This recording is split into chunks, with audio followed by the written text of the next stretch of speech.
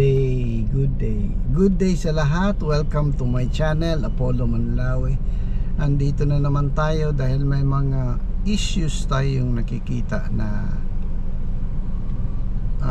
tinatanong natin ang sarili natin kung tama ba yung pag-file nila ng impeachment kay Vice President Sara Duterte. Sinabi kasi nila na karamihan daw sa Pilipino gustong i-impeach si Vice President Sara Duterte. Pero kung tingnan mo naman ang trust rating niya, mas mataas pa sa trust rating ng Pangulo. Kaya parang hindi totoo, kasi kapag may visit ang Vice President, nakikita mo yung mga tao lumulundag kapag nakita nila si Vice President. Iba yung acceptance o reception ng mga tao kapag ang ating mahal na Pangulo ang dumating. Kitang-kita yan sa mga videos.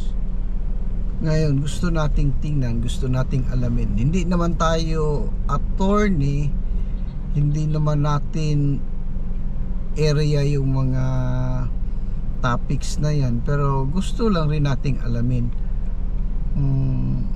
Ang impeachment ba ay kahit kanino mo lang ma-file? Sino ba ang mga impeachable officers ayon sa ating batas? So yan ang ating alamin.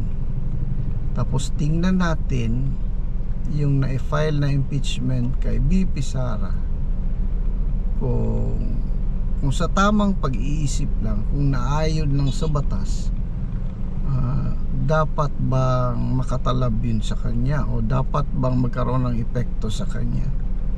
So tingnan natin na ang analysis na ito ay para sa mga ordinaryong Pilipino na nagnanais din matuto kung ano talaga ang impeachment. So magsuri tayo at magmasid, tapos tingnan natin anong mangyari.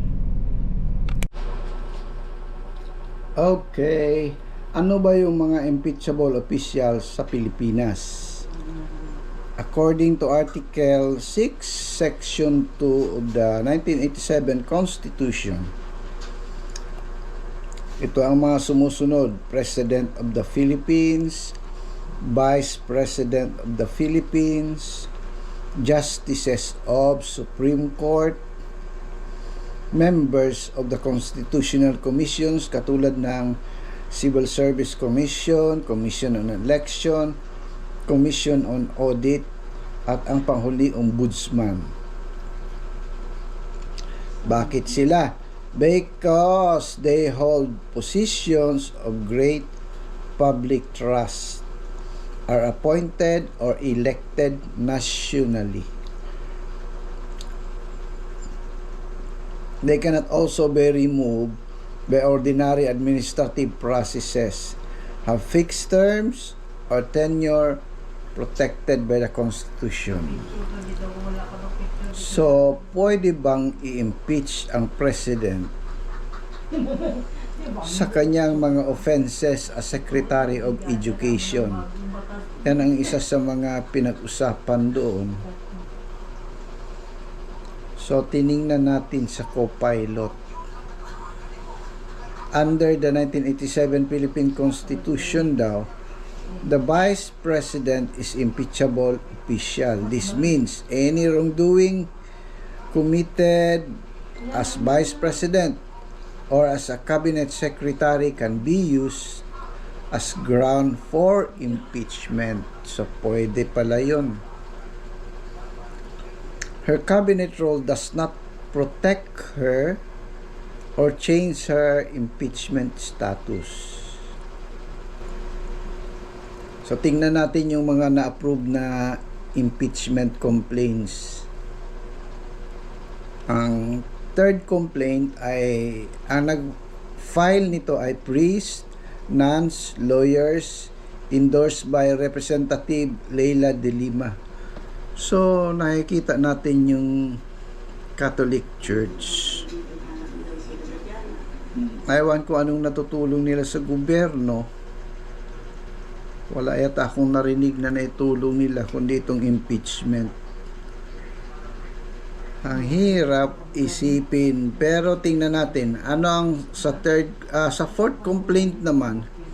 Ang nag-file nito ay lawyer Nathaniel Cabrera, endorsed by Polo Ortega IV and Bienvenido Abante Jr., yung congressman po na hindi nanalo pero nakaupo pa rin siya. So, tingnan natin. Sa third complaint, misuse of office of the Vice President confidential funds. Matagal na ito. Misuse of DepEd confidential funds. Ito na yung gusto nilang alamin kung sino yung si Piatos at sino pa man. DepEd corruption and bribery.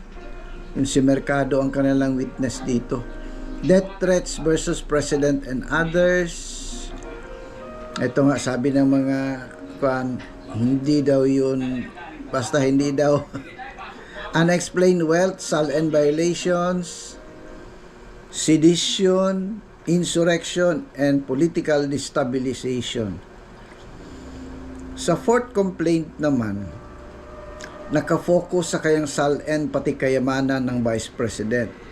Mayroon daw SALN omission, mayroon daw unexplained wealth.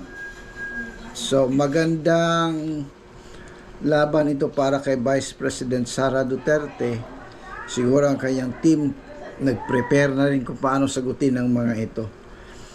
So tayong mga Pilipino na hindi naman tayo magaling sa mga bagay na ito ay makinig lang tayo, manood lang tayo ano yung gagawin ng Congress at ano ang gagawin ng depensa ng Vice President.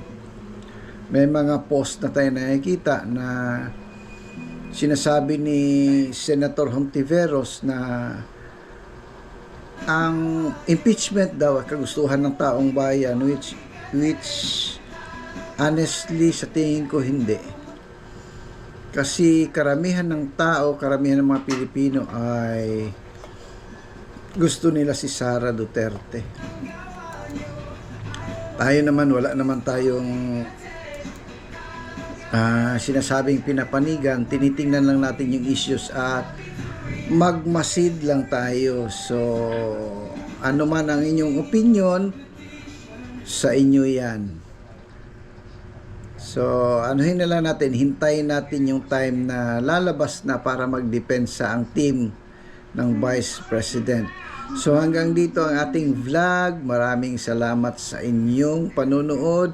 Sana mag-like kayo sa video na ito, mag-comment, tapos huwag niyong kalimutang mag-subscribe. Thank you!